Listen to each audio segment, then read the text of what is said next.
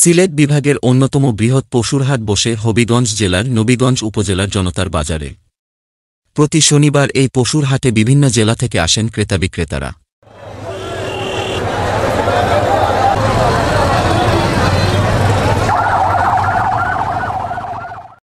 কোরবানির ঈদকে কেন্দ্র করে বাজারে ক্রেতাদের উপস্থিতি বেড়ে গেছে কয়েক গুণ, রয়েছে দেশীয় গরুর চাহিদা।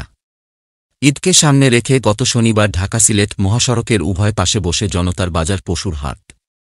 বাজারে জায়গা না পেয়ে অনেকেই গরু নিয়ে বসেছেন মহাসড়কের উপরে। জনসাধারণের ভিড়ে ঢাকা সিলেট মহাসড়কে যানজটের সৃষ্টি হয়।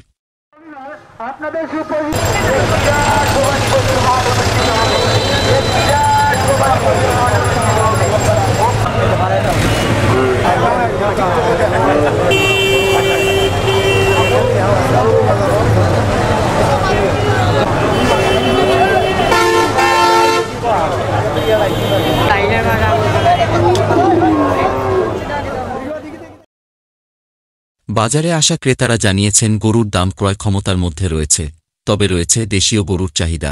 গরু ক্রয় বিক্রয় করে খুশি ক্রেতা বিক্রেতা।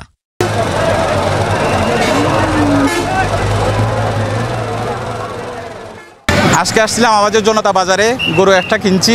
বাজারে প্রচুর গরু আছে, দামও মোটামুটি আলহামদুলিল্লাহ গতবারের তুলনায় ভালো আছে।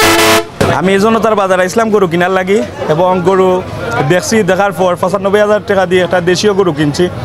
তো বর্তমান বাজারে ক্রেতার অনুকূলে আছে গরু, আর আমি আসলে আনন্দিত কোরবানির গরুটা কিনিয়া।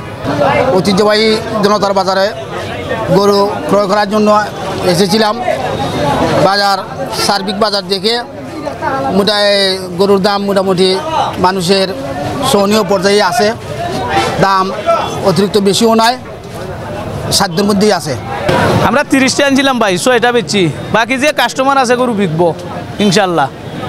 আমি দিনারপুর জনতা বাজার আসছি 3টা গরু নিয়ে। এখন আমার গরু এখানে দাম হয়েছে 170, আমি দাম চাইতেছি 150 পর্যন্ত দাম উঠছে। তো আশা করতেছি আরও কিছু পাইলে আমি বিক্রি করবো আর কি। দেশি গরুর চাহিদা বেশি পাই। আমি 6টা গরু আনছি, 2টা গরু বেচছি ভাই। 2টা গরু আমার কিছু ব্যস্ত হয়েছে, বুঝছেন নি, গরুটার দেশি গরুর চাহিদা বেশি।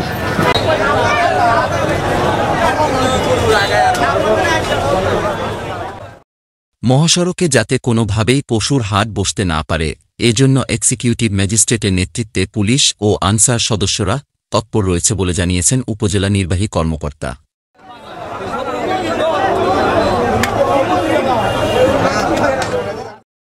আমাদের প্রস্তুতি আছে, আমাদের এক্সিকিউটিভ ম্যাজিস্ট্রেট থাকবে, মোবাইল টিম থাকবে, আনসার থাকবে, ভলান্টিয়ার থাকবে, তারা যাতে যানজট না লাগে এবং যারা ঈদগামী বাড়িগামী যাত্রীরা আছে তারা যাতে নিয়ে যেতে পারে এবং হাট বাজার যাতে একসাথে দুইটা যাতে সমন্বয় করে চলা যায় আর কি।